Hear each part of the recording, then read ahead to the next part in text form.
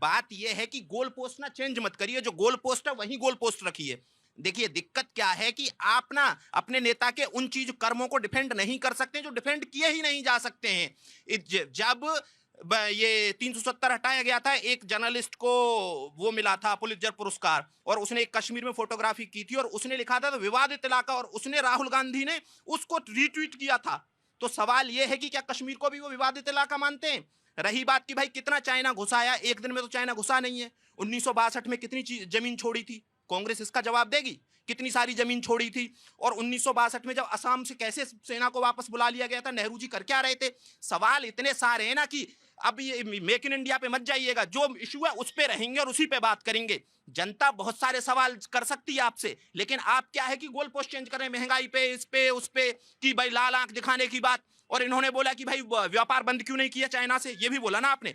मैं बोलता हूं कि WTA का सदस्य भारत नहीं कर सकता है व्यापार बंद, क्योंकि वो जो समझौता है वो आपकी सरकार ने किया हुआ है। सुनिए, इस देश की जनता पे सरकार के अलावा, रुक जाइए, सरकार के अलावा इस देश की जनता पे भी बहुत डिपेंड है। और मैं तो जब गलवान हुआ था तो मैं तो ये उम्मीद कर रहा था कि इस देश की जनता कम से कम चाइनीज जो हम चीज खरीदते हैं उनको नहीं खरीदेगी। हम में इतनी देशभक्ति तो होनी चाहिए। जब मोदी जी ये बोलते हैं, मेक इन इंडिया की बात करते हैं, वोकल फॉर लोकल की बात करते हैं, स्वदेशी की बात करते हैं, तो वो इसलिए करते हैं क्योंकि भारत के प्रधानमंत्री ये नहीं बोल सकता है कि चाइना का सामान यूज मत करो। प्रधानमंत्री ये बोल सकता है कि वोकल फॉर लोकल के लिए अब एकदम खरीदिए वोकल फॉर और स्वदेशी को बढ़ावा दीजिए। लेकिन यही स्वदेशी को बढ़ावा देके, देखिए इनकी दिक्कत यह है कि ये समझते नहीं है, इसी स्वदेशी को बढ़ावा देके महात्मा गांधी ने इस देश की आजादी की लड़ाई लड़ी थी, कम से कम उनकी तो बात कर लीजिए। और वही अरे मनरेगा पे मत आइए, मनरेगा बंद नहीं हुआ है, मनरेगा बंद नहीं हुआ, उसका नाम चेंज हुआ है। हाँ बिल्कुल पता है, BVG राम जी, बिल्कुल पता है। अब आप फिर GK टेस्ट लेने आए, अभी तो नाम मैं आपसे आप जो 2 लाइन पढ़ के चैट GPT से बोल रहे हैं उसको पढ़ने नहीं आया हूं मैं यहाँ पे। तो क्या जो उन्होंने बात उठाई उसका क्या जवाब है? क्या 1962 में क्या हुआ था? एक भी मुद्दे की क्या हुआ था? हम 2020 की बात करेंगे ना, हम 2020 की बात करेंगे ना, हम 2020 की बात करिए ना। तो क्या 1962, 72, 80 सब की बात नहीं होगी क्या? इतिहास को पीछे छोड़ दें क्या? आप में मुझे एक बात बताइए, क्या नकारा जा सकता है क्या 62 को? 1962 क्या हुआ था, कब कब्जा हुआ था, जमीन छोड़ी गई थी, इन बातों को छोड़ा जा सकता है क्या? 1962 की बात होगी ना तो 1947 से शुरू करिए कि जब 47 से करो। 47 बंटवारा किसने किया? बंटवारा कांग्रेस ने किया। कांग्रेस ने करा। देखिए इनका ज्ञान देखिए कि कांग्रेस ने बंटवारा किया। अरे कांग्रेस की वजह से मरे। सारा कौन आज के मुद्दे पर आ जाइए, आज के मुद्दे पर आ जाते हैं सर, आज के मुद्दे पर आ जाते हैं। इंटरेस्टिंग 2-3 लाइन बताता हूँ। 62 में पंडित नेहरू कहते हैं वो जमीन चली गई तो चली गई, वहां पे तो घास तक नहीं उगती। जब संसद में खड़े होके दूसरे मेंबर ऑफ पार्लियामेंट ने कहा आपके सर पे भी बाल नहीं उगते तो इसको क्या सर को कटवा दिया जाए? तो लगभग 40,000 किलोमीटर जमीन चाइनीज ने उस समय ली। क्या किया आप लोगों ने? आप तो कह रहे थे हमको उगता ही नहीं है। पर जो इतिहास गुजर गया उस इतिहास पे सवाल पूछ सकते हैं, पर अभी करंट में यहाँ पे तो सवाल आपसे पूछे जाएंगे ना। हमसे पूछो। हमारी सेना ने जोरदार तरीके से जवाब दिया, अपना शौर्य दिखाया, पराक्रम दिखाया। चाइना उसको ग्लोरिफिकेशन कहता है, वो सच है, सेना की जय है। सामने आएगा। भारत ने कब कब मजबूती से जवाब दिया, मैं यूथ से जानना चाहती हूँ। भारत ने कई बार मजबूती से जवाब दिया है। 1962 battle of Rezang La, 1965, 1971 the bumper, 93,000 soldiers surrendered, biggest surrender in history after World War II. I think हर वक्त हमने मजबूती से जवाब दिया है। Then Kargil war, again a milestone, 2016 Uri, 2019 Pulwama, operation Sindoor the most recent. कब हमने जवाब नहीं दिया है? हर बार जवाब दिया। भारत की जनता ने एक तरीके से जवाब दिया जब सेना के साथ में खड़े होते हैं, और हमारे सेना के शौर्य को सलाम करना चाहिए। अपने ही लोगों से सवाल पूछने लग जाते हैं। देखो आज बॉलीवुड को थोड़ी अकल आई है, देशभक्ति के लिए फिल्म बना रहे हैं, ठीक है जी।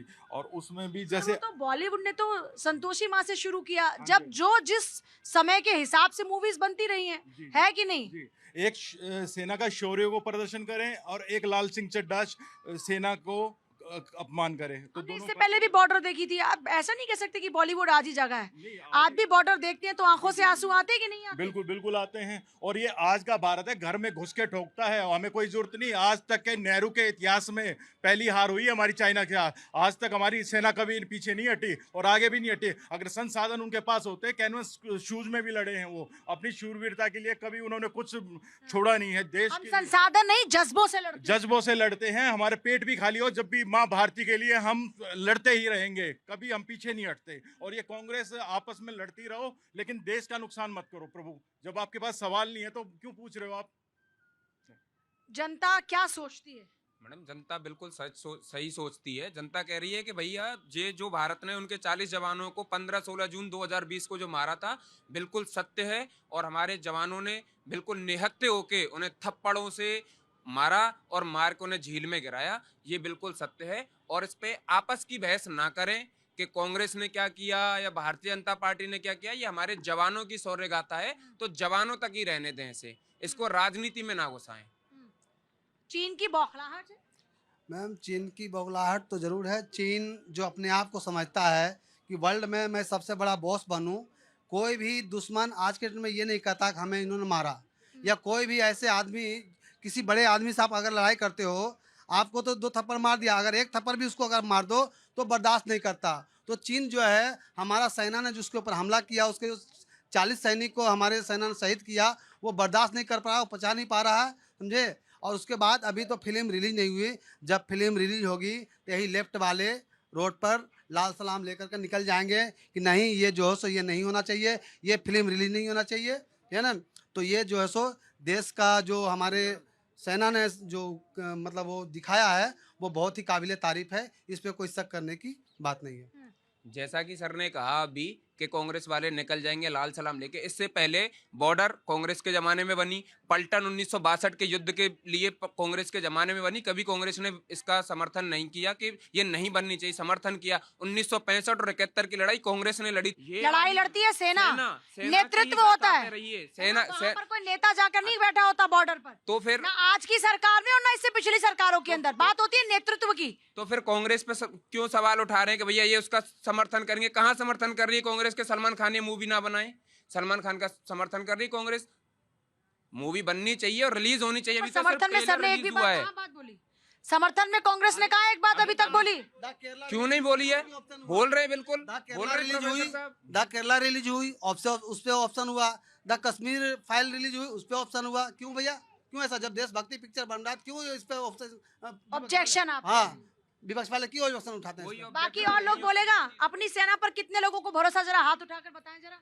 भारत माता की जय की आवाज जो पीछे बैठे लोग हैं हमारे, सिर्फ दर्शक नहीं है सर, कम से कम सेना के शौर्य के लिए तो आगे आइए, जो आपके लिए खड़े हैं वहाँ पीछे बैठे हुए लोग हैं। फिर पब्लिक हमारी क्या शिकायत करती है कि हमारे मुद्दे नहीं सुने जाते, पार्टीज सिर्फ राजनीति करती हैं। बोलने का हक तब होता है जब आप खुद सच बोलने की ताकत रखते हो।